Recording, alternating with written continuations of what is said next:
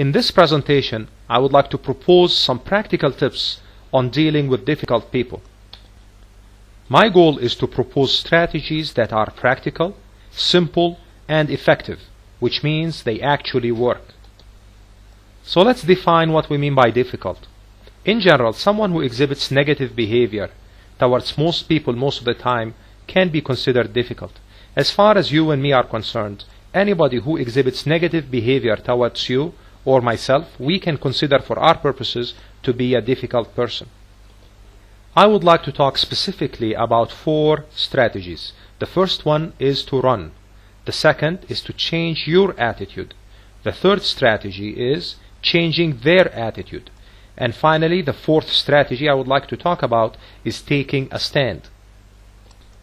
Running away from the difficult person is based on the notion that you do not need to let changing others consume you. So we use this strategy when we have nothing to gain from changing our attitude or changing the other person's attitude.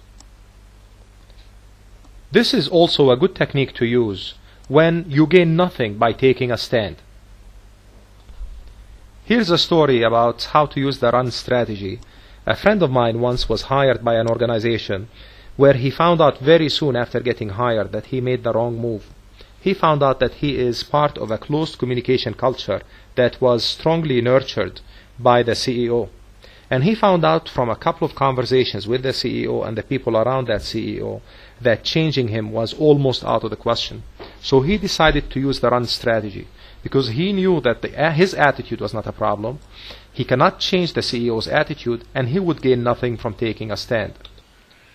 The second strategy I would like to talk about is changing your attitude. Remember that the reason the other person is perceived by you as difficult might be a problem in you, not in the other person.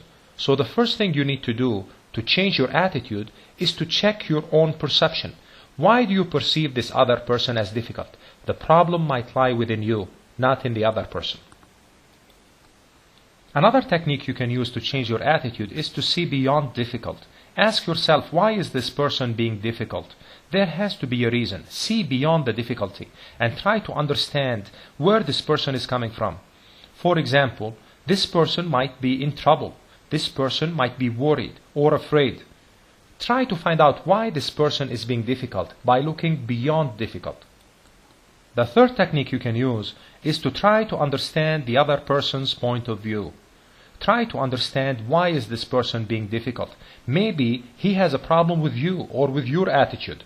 Try to understand that, and that will help you also deal with a difficult person. I remember at a client site when once I had to change my attitude towards Ken. I saw Ken as a negative person who was resisting change. That was my attitude towards Ken as a consultant. But I knew that with that kind of attitude I cannot work with Ken. Ken started resisting me and resisting the change that I was bringing to the organization.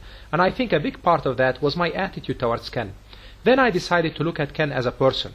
And I noticed that he is a family man who cares for his children and grandchildren. And we started having conversations with Ken as a person. Then things have changed and Ken was much more cooperative. And I think the main reason there is that I had the wrong attitude towards Ken. And when I fixed my attitude, then Ken changed. And we had a very healthy relationship that was beneficial for me, for him, and for his organization. The third strategy I would like to talk about is changing their attitude, the difficult person's attitude.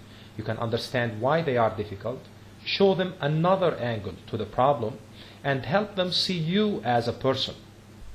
A trainer I know was once faced with a difficult situation where he had to change the attitude of one of his participants. At the beginning of the training, the participant said to the trainer, "I think this whole training is useless." Now the trainer came back and asked him a question. He asked the participant, "If this is a useless training, and it might be, however, there must be a reason you are here." And the participant came back and said, "Well, I think it is useless, it's not going to help our company, but I came in to see if there is anything, and I doubt there is, that I might be able to use in my work." So the trainer came back and said, "Maybe it is useless, Mr. Participant, as you said, but how about we agree we go through this training, And then you decide. If you find something useful, you use it, and if not, you do not have to use it. And they both got into an agreement, and actually the participant gave a raving review for the trainer and the training, and was of the main participants and champions of the change that the trainer was trying to implement at that organization. The last strategy I will talk about is taking a stand. This is used as a last resort. We use it when your attitude is not the problem, when you cannot change their attitude even though you have tried, when it goes beyond attitude to actually hurtful actions from the other person, and when running is too costly, in reality, not subjectively. To take a stand, first I have to understand my options. Then I have to develop a strategy on how to deal with the situation. Then I have to confront and collaborate. This is the good guy approach, but also use the or else, or what I call the bad guy approach, using threats if necessary. Finally, take action to remedy the situation, and confront and collaborate again if needed. Remember, what you need to do is to persevere and not give up on solving the problem when you take a stand. A good example of taking a stand is reporting harassment in the workplace. Usually by reporting harassment, the harassment stops. When taking a stand, make sure to show discomfort with what the other person is doing. Show your disapproval that you do not accept this kind of behavior. Remember to take it seriously and don't make a joke out of it. Some people joke about how others are hurting them. Don't let them make you feel guilty. When you take it seriously, they might say, "We were just joking around." Remember to divide and conquer. Don't solve problems with groups, but with individuals. If you must, remember to poke back with things like "at least I am not," and "of course you are Mr. Perfect." What I mean by "at least I am not," when somebody says, for example, "What kind of work, look at the kind of work so-and-so is you are doing." You can poke back by saying, "At least I'm honest. At least I don't hurt others. At least I know what I'm doing." All of these things are actually poking back at the other person that will make him stop and have to defend himself. Another thing that you can do, as I said, is to go back and say, "Of course, and you do your work perfectly, and of course you are never late." Again, you are putting him in a defensive stand. I'm not saying do this all the time, but when you have to, when you are under attack and you have to, you can use these techniques and they actually work. Here's a summary of what we talked about. We discussed 4 strategies: run, change your attitude, change their attitude, and take a stand. I run when it is not my fight, it's not worth it, and I have dim chances of winning. I change my attitude when I have preconceived notions about the other person, when I have had previous bad experiences with her or him, or when I have negative feelings towards this person. All of these might make me biased towards the person and make me perceive him as negative when he is not.